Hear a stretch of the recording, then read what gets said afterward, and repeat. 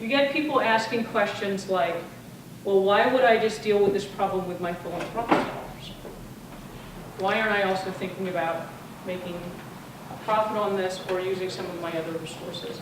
This has been in parallel with a social entrepreneur, social enterprise movement, that was nicely timed,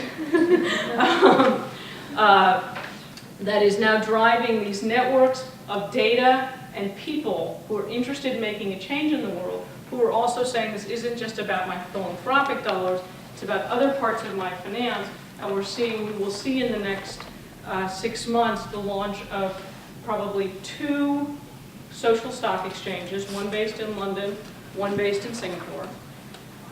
We'll see a global exchange platform called Nexi, which is a single exchange platform that will allow individuals, registered individuals, to manage their investments in a particular issue, whether they're using pension fund dollars that they're managing because that's their job, their employer is a pension manages pension fund company, whether they're using corporate charitable dollars, whether they're using individual charitable dollars, whether they're using individual investing funds. It's going to be one portfolio of financial intervention into a set of issues that they care about.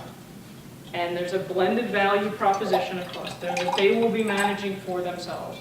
So each and every time technology has enabled this shifting of the power dynamic outside the walls, and enabled the networking of individuals around that cause, we then see that that's never the end of the story. It's always actually just the beginning of the next iteration. And that's the point we're sitting at right now, is this mixing of financial resources, different kinds of organizations addressing an issue, trying to solve a problem, not limiting themselves to the single philanthropic space.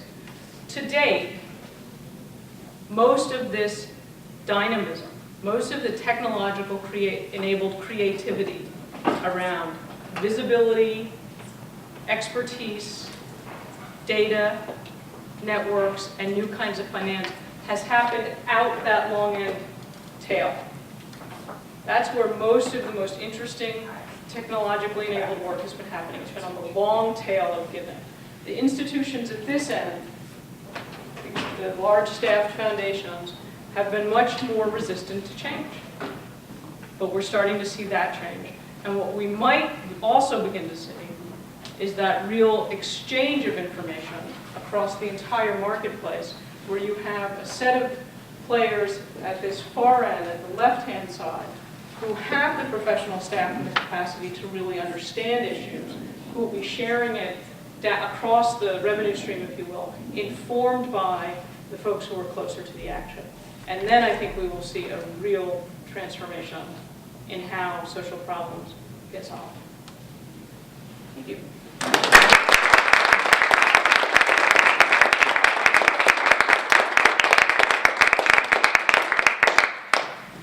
Thank you very much, Lucy. I'm scrawling notes as you're talking. It's really a fascinating presentation. What we're going to do is see if there are 2 or 3 questions, take them all at once, and then let you respond to them in a package, just in the interest of time. Are there any questions for Lucy? So we'll get these 3 questions from Salar, Ali, and Mehdi. Which organizations do you think we should look to as a model for effective use of technology? The community foundations that are using DonorEdge are really said that the power of the information belongs in the community, and they'll be there to support it.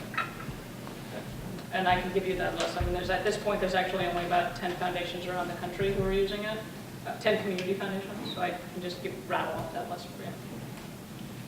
When you look at these aggregator sites that basically group together all the different causes and organizations that you can give to, and you look at our framework as PARSA, how do you maintain a balance between sort of the impartiality that some of those more open frameworks have and the need, I guess, for us to brand in our own way and I guess aggregate with a bit of a hand as well? Well, I think what you bring is the community expertise to bring to that data set. So how you organize that information, how you make a value add in how you take that information, it can be done in a couple of ways. There's the opportunity to hear directly from those of you who might be engaged with an organization. Put that experience out there for others to hear from, using either the electronic media or within a certain conversation that you might be having in a Facebook group or something. There are measures of success that matter. And that's a part of this that I didn't talk about a great deal. There is some interesting things happening in the whole metrics equation, but it's pretty much removed from community engagement in organizations. It's very much happening at one end of this spectrum. There's also the basic data set behind all of this. From a U.S. perspective, there's one data set. It's an IRS-generated data set about nonprofits. There are now 4 or 5 fairly robust repositories that slice and dice that data a certain way. I think you know better than I do how the Persian community would want the data sliced and diced, or who they'd want to hear from. But I think there's obviously a community set of values that bring you together, and a community identification. That may be the wrong word, but aspects of identification with a community that can be systematically deployed to make sense of that data set. Because it's one data set, and it's available to everybody. That comes from the IRS, and it's about to be available in an RSS feed. Actually, partially answered the question, but I always wonder what are the metrics of success? So, as you contribute to organizations and you sort of watch that process of flow, how do you bring that back and see what the metrics of success were, and what does that really mean? Because my experience is, sometimes you think the organization is doing something well, and then you dig deeper and you find that negative attributes of that contribution in that aspect you didn't realize. Right? So the metrics discussion, which to date has pretty much been over here, in the last 3 or 4 years has gone through, there's been some extraordinary progress made on what does it mean to be successful. And there are outcome indicators, the professional jargon for we accomplished what we said we were going to accomplish, that are now being packaged so that an individual organization and or a set of donors, a community of donors, could look to the organizations that they're working with and hold that set of organizations up against these benchmarks. Because for a lot of people, there's a cost-benefit analysis that needs to happen. For a lot of people, there's a cost of impact analysis, similar to the way, so many dollars touch so many people at so much per person. There are coming, we're not there yet, but we're building benchmark sets, if you will, that will allow you to think about it.